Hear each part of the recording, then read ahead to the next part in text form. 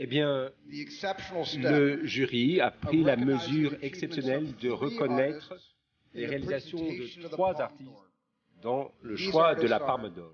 Il s'agit de Adèle, Léa et Abdelatif Kechiche.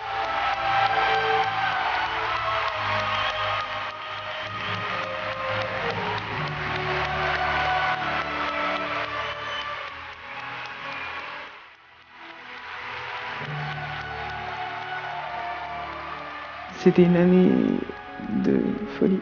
C'était spécial, c'était unique, puis c'était impressionnant et c'était super rapide aussi. Dans combien de pays avez-vous voyagé pour ce film ? En tout, on m'a dit 18. C'est vrai que ce tour du monde a dû être exceptionnel dans des pays très différents finalement. Hein. Ça va de l'Amérique latine à l'Asie en passant par le Canada et l'Amérique du Nord.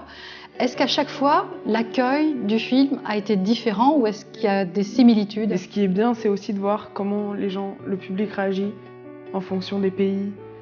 Par exemple, au Canada, je me rappelle, on avait eu un accueil impressionnant. Au Brésil aussi, ils sont super chaleureux, ils sont tactiles, ils viennent te voir. En Grèce, c'est marrant parce que mon nom de famille, donc, il montre que quand même j'ai des racines grecques. Mais ils sont vraiment appropriés le truc. Argentine, on a super bien mangé. On est parti avec Thierry Frémaux, qui nous a très très bien accueillis.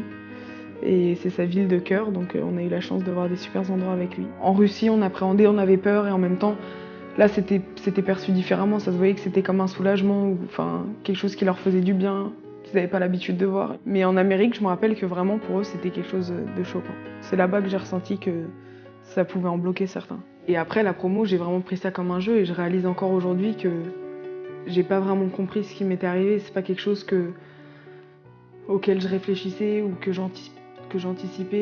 Je savais même pas ce que c'était, moi, une promotion il y a 1 an.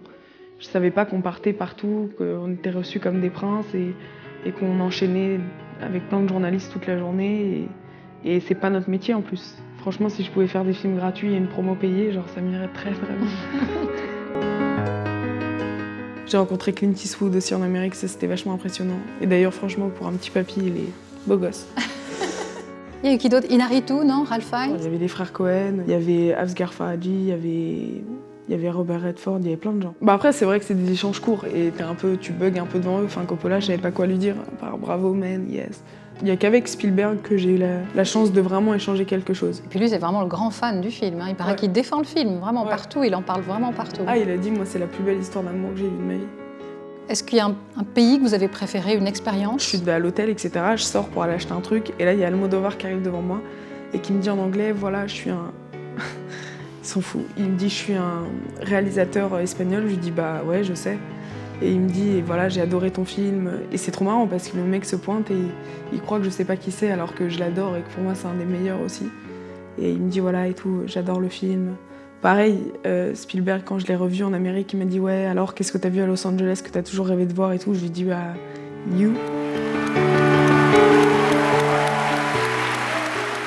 C'est vrai que depuis que je l'ai rencontré, c'était que du bonheur.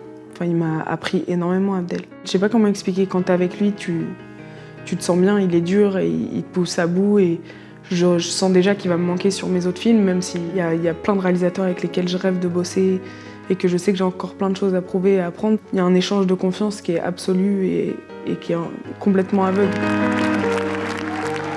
Est-ce que la vie d'Adèle a changé depuis la vie d'Adèle ? Ma vie à moi, privée, elle change pas, mais après c'est vrai que ça m'a ouvert des portes énormes. Ça m'a fait passer de l'ombre à la lumière. Voilà, ça m'a amené de la lumière, des sollicitations, une crédibilité qui des fois est dure à assumer parce que je me dis voilà, c'est aussi un film, c'est le début, je suis jeune.